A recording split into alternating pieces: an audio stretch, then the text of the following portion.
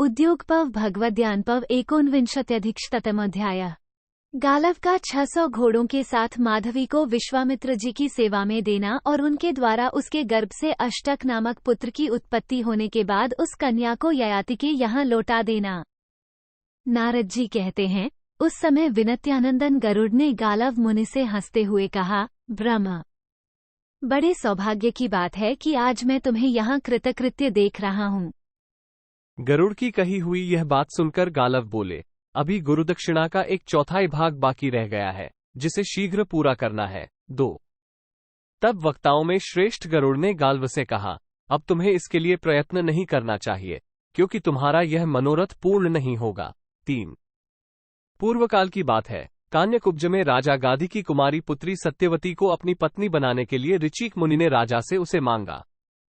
तब राजा ने ऋचिक से कहा, 4 भगवान, मुझे कन्या के शुल्क रूप में 1000 ऐसे घोड़े दीजिए जो चंद्रमा के समान कांतिमान हो तथा एक ओर से उनके कान श्याम रंग के हों। गालव। तब ऋचिक मुनि तथास्तु कहकर वरुण के लोक में गए और वहां अश्वतीर्थ में वैसे घोड़े प्राप्त करके उन्होंने राजा गाधी को दे दिए। 5-6 राजा ने पुंडरीक नामक यज्ञ करके वे सभी घोड़े ब्राह्मणों को दक्षिणारूप में बांट दिए। तदनंतर राजाओं ने उनसे 200 घोड़े खरीदकर अपने पास रख लिए। 7 द्विज श्रेष्ठ, मार्ग में एक जगह नदी को पार करना पड़ा। इन 600 घोड़ों के साथ 400 और थे।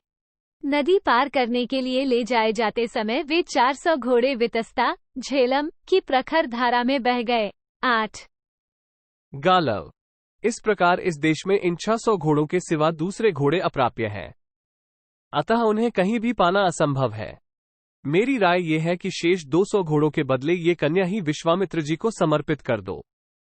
धर्मात्मन, इन 600 घोड़ों के साथ विश्वामित्र जी की सेवा में इस कन्या को ही दे दो।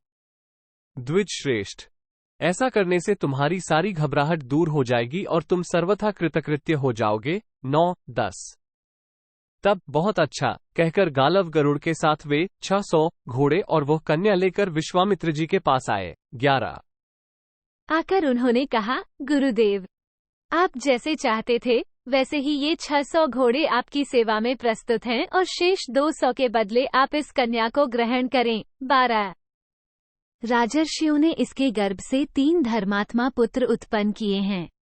अब आप भी एक नरश्रेष्ठ पुत्र उत्पन्न कीजिए जिसकी संख्या 4 होगी। 13 इस प्रकार आपके 800 घोड़ों की संख्या पूरी हो जाए और मैं आपसे उऋण होकर सुखपूर्वक तपस्या करूं, ऐसी कृपा कीजिए। 14 विश्वामित्र ने गरुड़ सहित गालव की ओर देखकर इस परम सुंदरी कन्या पर भी दृष्टिपात किया और इस प्रकार कहा। 15 गालव, तुमने पहले ही इसे यहीं क्यों नहीं दे दिया, जिससे मुझे ही वंश प्रवर्तक 4 पुत्र प्राप्त हो जाते। अच्छा, अब मैं एक पुत्ररूपी फल की प्राप्ति के लिए तुमसे इस कन्या को ग्रहण करता हूँ। ये घोड़े मेरे आश्रम में आकर सब ओर चरें। 17 इस प्रकार महातेजस्वी विश्वामित्र मुनि ने उसके साथ रमण करते हुए यथासमय उसके गर्भ से एक पुत्र उत्पन्न किया। माधवी के उस पुत्र का नाम अष्टक था। 18 पुत्र के उत्पन्न होते ही महामुनि विश्वामित्र ने उसे धर्म, अर्थ तथा उन अश्वों से संपन्न कर दिया। 19 तदनंतर अष्टक चंद्रपुरी के समान प्रकाशित होने वाली विश्वामित्र जी की राजधानी में गया और विश्वामित्र भी अपने शिष्य गालव को वो कन्या लौटाकर वन में चले गए।